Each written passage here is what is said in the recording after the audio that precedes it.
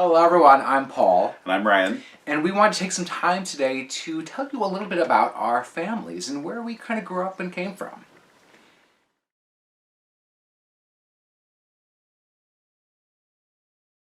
Anyway, Yeah. I grew up in Fridley, Minnesota, which is part of the Twin Cities. It's a suburb. Fridley, if you're familiar. My parents got a divorce when I was young.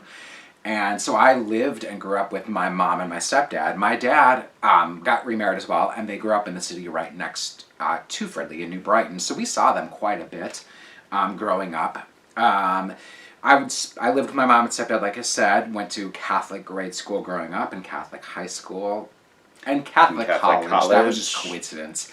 But had a very kind of... Was it just coincidence? Oh, yeah, it was.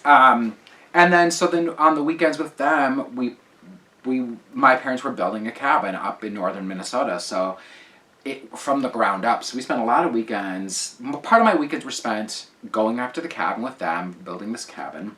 They have since retired too. And you stayed in like a camper. Yeah, we stayed in like a pop-up camper on the property.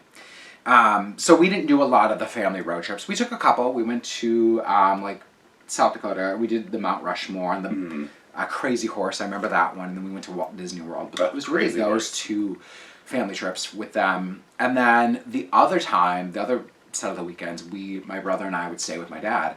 And we would do that parent custody sharing with him. And these are the memories that I remember. This will make sense. I know exactly what you're going to say, too. We would do dinner, and then we would go to Mr. Movies and rent videos, of course. And Well, you would rent videos. Yeah, I would rent movies, and I would try to squeeze in like 2 rentals, and my brother would get a video game. He wasn't really about watching the movies, but he was insistent on playing video games. So he'd get a video game, I'd rent 2 movies, because I thought I could have time to watch both of them. Well, wouldn't you get up on Sunday morning? Yeah, I would like set the alarm as a kid and get up early before my dad and my brother would wake up. So Interestingly enough, that's what he often does on Sunday mornings now. He gets up before me and watches a movie. Anyway, so... and we would do things, of course. So time with my parents, one set, time with another. That was kind of like my childhood, teen years growing up. Went to school in La Crosse, Wisconsin for music theater. Well, now wait, you missed traversing the Midwest for show. Oh, yes. Oh my God, how did I forget that memory? So in high school, I was very involved in theater, did a lot of musicals and plays, but I was also in show choir my junior and senior year. So a lot of weekends as a teenager were spent going across the whole Midwest for show choir competitions, whether it was Iowa, Wisconsin, Minnesota. And we were a great show choir. We may have crossed paths. Yeah, we could have. We were like the top-seeded show choir in the Twin Cities. Hate to brag, not gonna, hashtag amazing. And this was like before Glee. Is that an official term, top-seeded? Like that sports term gets used for show choirs too? For sure. Okay. We did Don't Stop Believin'. When you start the show choir concert, did like a 1 appear in parentheses after I'm pretty sure Grace it did. High School? Yeah, because we were the best. We went down to Branson for nationals because it was so good. So we did a trip down to Branson for nationals. That was amazing. Hot tip, there's some YouTube footage out there. Yeah, you can see it. I still have them on VHS tape too. So yeah, I had a great time in high school in a sense of theater and show choir and really solidifying me wanting to be a performer and the importance of arts and the importance of that. You really enjoyed high school. I did. In a way that not many people say that. I enjoyed that aspect, and I did enjoy learning in academia. Yes, there was... Academia? Wow. Yes, there was like the bullying and the teasing and all of that. When you're a young gay kid, you don't know you're gay, and it's the 90s and early aughts, and it just is there. So there was all of that, But the way a lot of people talk about high school, regardless of whether they were gay or whatnot, there are a lot of people who say, I didn't care for high school. Right. So I've always found it interesting that you don't really say that. I think I found my people. I think that's great. Yeah. I'm not knocking that. Right. I think that's awesome. Yeah. Yeah, because you're still close with a lot of your close friends from high school. Right. Yeah. So that was that. And then college, went to a school, Catholic Performing Arts School in La Crosse, Wisconsin, which was Had its ups and its downs for sure. And then moved back to the Twin Cities because I had an acting job here. I was not planning on moving back here, but luckily I did, or else we wouldn't have been here. And then have been here. Well, where ever were you since. going to move? I was going to move to Chicago. And interestingly enough, I contemplated moving to Chicago at one point because my sister was there. That was probably the only reason. Yeah. Well, I would have family there. Yeah. I mean, well, and, you know, Chicago also has an arts community. Oh, for sure. But, you know, I just thought, well... And then I've been here ever since, and that's kind of later down the road how we ended up meeting at the theater. Right. Yeah. Yeah. So two very different backgrounds. You know, my parents weren't as involved in like the school stuff or the community stuff like your parents were. Because so they weren't the class parents. They were not the class. They parents. weren't the PTA president. No, not that I remember. Parents No, were. and there's no knocking that. That just wasn't what they did. I mean, they right? were No, exactly. they were taking my brother and I to sports events. They were involved parents. Yeah, they were totally involved. Yeah. My parents always took it to like the next level. Yeah. Like they were, you know. Your parents PTP president. were front Sunday of the church school teachers. people. Oh yeah. My parents front of the church, not the very front. Like second Q5. Q5. Mine were back of the church people. Yeah. Like, we were very much like, even if we were a little, because we went to church, my parents' church is in Waterloo, which is, like, Waterloo, Cedar Falls are kind of the Twin Cities of Northeast Iowa. And so, especially in those days, it would take, like, a good 20 minutes to get to church, which growing up in Iowa, to take 20 minutes to get anywhere was, you know, that's a long time. Point being, we might be running late a little bit. They might be, even get singing the first hymn. Oh my God. And my mom would march us down to, Q number 5. The mortified. Grimeses are here. I'd be mortified. And we're ready to sing. No. And they were involved in the church choir event, like, later on. And even before then, my mom, she has always loved to sing. That's where both my parents are musical. But I would say, like, especially singing and music is from my mom, whereas theater is from my dad. And comedy. But so my mom loves singing, and she would say, well, Pastor Hine asked me to sing, especially loud, to lead the church in singing. We didn't get those requests from my family. What's really funny about that is the few times that I have been in a church with your family, which sadly is usually for funerals. We used to be like exclusively seeing ears, for and for Catholics, that's Christmas and Easter. Then we became F&Wers, funerals and weddings. Yeah.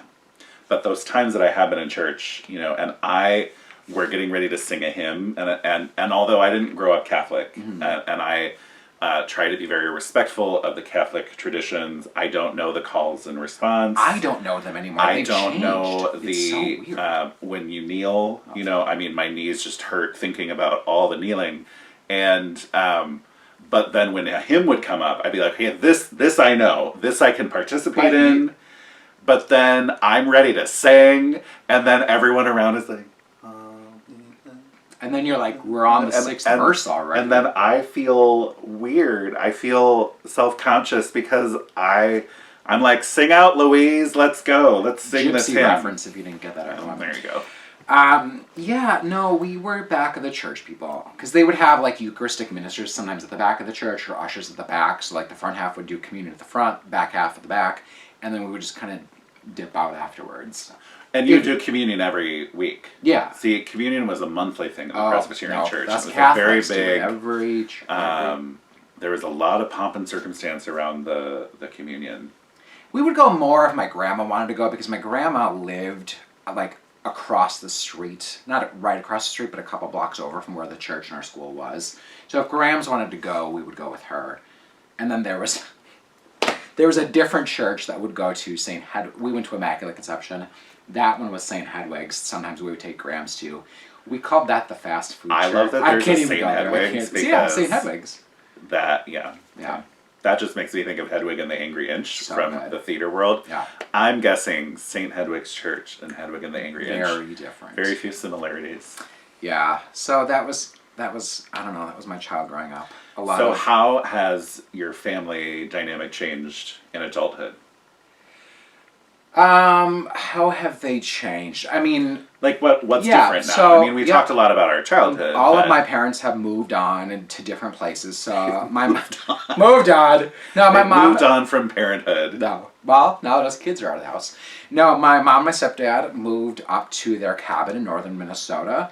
My dad, which they completed. They completed because last we heard it was a camper. Yeah, on the grounds. Right, and time spent. It's a beautiful lake home. Yes, is what I would call it. So they live up there, which is a couple hours from where we live. And then my dad and my stepmom spend half the time here in the cities, half the time in their place in Florida. So they're doing that thing. Incidentally enough, in Cape Coral, near Fort Myers, also near Sanibel Island, which was where my family went on vacation all those many years ago. Connections. So there's that. My brother and my sister-in-law live in the Twin Cities, so we see them quite a bit. And then my stepsister Jenny lives here in the Twin Cities as well, after moving from Salt Lake City. So I see my siblings all the time, and we try to get together as much as possible, which is great. And I think that we've just all gotten closer as we become adults. My brother and I, as kids, were very different people. Like, just different interests, different likes. You know, he's 4 years younger. You also looked very different. We looked very different. I love pictures of when you guys were kids because you looked so different from one another. And now you're very more similar. My brother was the skinny, like, athlete, if you will, fit. Maybe, like, no, it's high school. Okay, I'm talking about younger photos where he's like this little, you know. He's always been a lot shorter than me, but as we've gotten older, I've lost a lot of weight. I've gone through a weight loss journey. So we now are, like, the same size. Similar. Right, like you lost weight.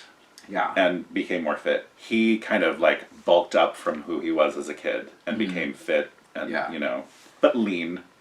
So now it's like you've met in the middle now as adults. It's funny, whenever people think that, like, we're twins or that he's older than me, I get a big kick out of that.